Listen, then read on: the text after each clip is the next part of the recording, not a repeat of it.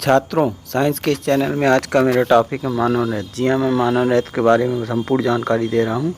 दरअसल हमारी आंखें एक फ़ोटो कैमरे की तरह कार्य करती हैं और इनका व्यास 25 मिलीमीटर होता है। यह एक प्रकाशिकी यंत्र होता है और हमारी आंखों का जो लेंस होता है प्रोटीन से बने पारदर्शी पदार्थ का बना होता है, जो टाइप 4 कोलेजन तथा सल्फेटेड ग्लाइकोसामिनोग्लाइकेंस का बना होता है। और सभी ज्ञानेंद्रियों में नेत्र सबसे अधिक महत्वपूर्ण होता है, क्योंकि हम इसके बिना रंग बिरंगे संसार को नहीं दे सकते हैं। प्रस्तुत है अब आँख के निम्नलिखित भाग। मानव नेत्र का पहला भाग होता है दृढ़ पटल। जी हाँ, मानव का नेत्र एक खोखले गोले के समान होता है, जो बाहर से एक दृढ़ और अपारदर्शी श्वेत परत से ढका होता है। इस परत को दृढ़ पटल कहते हैं। यह इसका प्रमुख कार्य नेत्र के भीतरी भागों की सुरक्षा और प्रकाश के अपवर्तन में सहायता करना है। ये जो सामने आप उभरा हुआ श्वेत परत का भाग देख रहे हैं, इसी को कहते हैं दृढ़ पटल। दूसरा भाग होता है कार्निया। जी हाँ, दृढ़ पटल के सामने का जो उभरा हुआ पारदर्शी भाग होता है उसे कार्निया या स्वच्छ मंडल कहते हैं, और हमारी आंखों में प्रकाश इसी से होकर प्रवेश करता है। इसका तीसरा भाग होता है रक्तक पटल। दृढ़ पटल के भीतरी पृष्ठ पर लगी काले रंग की झिल्ली को रक्तक पटल कहते हैं और ये आंतरिक प्रवर्तन को रोकता है। और चौथा भाग होता है आइरिस यानी परितारिका।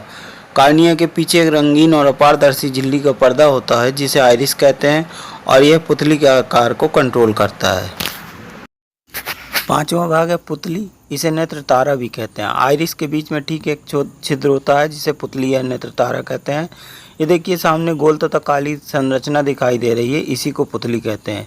दरअसल कार्निया से आया प्रकाश पुतली से होकर ही लेंस पर पड़ता है, और इसकी विशेषता होती है कि अंधकार में अपने आप बड़ी हो जाती है और अधिक प्रकाश पाने पर अपने आप छोटी हो जाती है।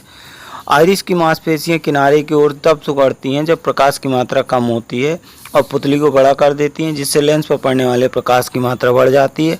किंतु जब प्रकाश की मात्रा अधिक होती है तो पुतली की मांसपेशियां ढीली हो जाती हैं और पुतली छोटी हो जाती हैं, जिससे लेंस पर कम प्रकाश आता है। इसको पुतली का समायोजन कहते हैं। यह क्रिया स्वतः होती है। इसके छठे भाग का नाम है अभिनेत्र लेंस। ये देखिए, आइरिस के ठीक पीछे पारदर्शी उत्तक का बना जो द्विउत्तल लेंस दिखाई दे रहा है, इसी को अभिनेत्र लेंस कहते हैं। दरअसल ये रेशेदार जेली जैसे पदार्थ का बना होता है और इसका पिछले भाग की वक्रता त्रिज्या छोटी होती है और अगले भाग की वक्रता त्रिज्या बड़ी होती है। यह अनेक परतों से मिलकर बना होता है, जिनके अपवर्तनांक बाहर से अंदर की ओर चलने पर बढ़ते जाते हैं और इनका माध्य अपवर्तनांक लगभग 1.44 होता है।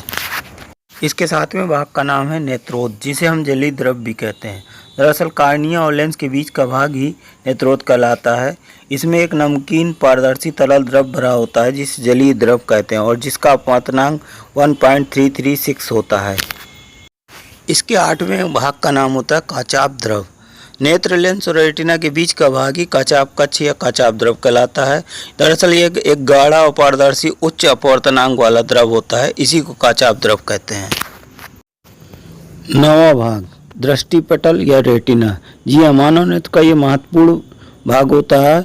ये जो सामने रक्तक पटल के नीचे और नेत्र के सबसे अंदर की ओर एक पारदर्शी झिल्ली दिखाई दे रही, जिसे हम रेटिना या दृष्टि पटल के नाम से जानते हैं।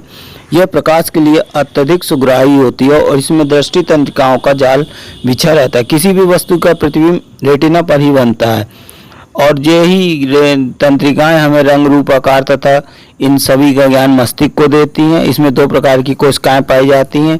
एक वो जो प्रकाश की तीव्रता का हमें आभास कराती हैं, जिन्हें हम दंडाकार कोशिकाएं कहते हैं, और जो कोशिकाएं मनुष्य को वस्तु के रंग का आभास कराती हैं, उन्हें शंक्वाकार कोशिकाएं कहते हैं। इसका 10वां भाग है पीत बिंदु। जी हाँ, रेटिना के ठीक बीच में एक पीला भाग होता है, जिसे हम येलो स्पॉट या पीत बिंदु कहते हैं, और यहाँ पर बना हुआ प्रतिबिंब सबसे अधिक स्पष्ट दिखाई देता है, जिसे हम पीत बिंदु कहते हैं। इस भाग की सुग्राह्यता सबसे अधिक होती है। इसका आखिरी भाग है अंध बिंदु। ये देखिए, इस दृष्टि तंत्रिकाएं रेटिना के जिस स्थान को छेद कर मस्तिष्क की ओर जा रही हैं और वहां पर मस्तिष्क का कोई प्रभाव नहीं पड़ता, इसी भाग को अंध बिंदु कहते हैं, और इस स्थान पर प्रकाश की सुग्राह्यता शून्य होती है। यदि आपको मेरा वीडियो पसंद आया तो प्लीज़ चैनल को सब्सक्राइब कीजिए और नोटिफिकेशन बेल को ऑन कीजिए, ताकि समय समय पर साइंस पर बनने वाली वीडियो आप तक पहुंचते रहे। धन्यवाद।